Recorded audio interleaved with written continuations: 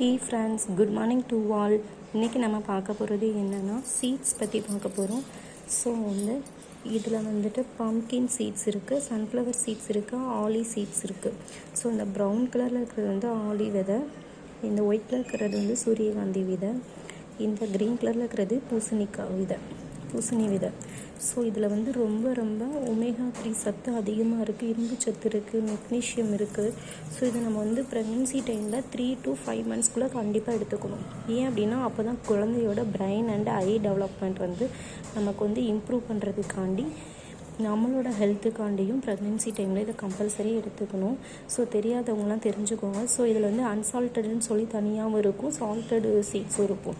So உப்பு போட்டது, உப்பு போடாதது. ஸோ இது நான் உப்பு போடாதது வாங்கிட்டு வந்திருக்கேன். ஸோ வாங்கிட்டு நான் 1 month ட்ரை பண்ணிகிட்ருக்கேன். ஸோ இது நமக்கு அப்படியே சாப்பிட்டோம்னா நமக்கு ரொம்ப கம்ஃபர்டபுளாக இருக்காது. ஸோ அதனால் இதை நான் என்ன பண்ணியிருக்கேன்னா அப்படியே வெயிலில் ட்ரை பண்ணிவிட்டு காய வச்சுட்டு அது அப்படியே கொஞ்சம் நேரம் கழித்து நான் மிக்ஸி ஜாரில் போட்டு இப்படி பொடி பண்ணி வச்சுருக்கேன். ஸோ பொடி பண்ணும்போது கருப்பட்டியும் கலந்து வச்சுருக்கேன். இதை 1 ஸ்பூன் எடுத்து நம்ம பாலில் நல்லா மிக்ஸ் பண்ணி ஆற்றி குடித்தோன்னா உடம்புக்கு ரொம்ப ஹெல்த்தியாக இருக்கும். நீங்களும் இதை கண்டிப்பாக ட்ரை பண்ணுங்கள். ப்ரெக்னென்சி டைமில் கண்டிப்பாக 3 to 5 monthsக்குள்ளே இதை கண்டிப்பாக எடுத்துக்கோங்க. ஸோ உங்களுக்கு நிறையா பெனிஃபிட்ஸ் இருக்கும் இது மூலிமா. Thank you guys.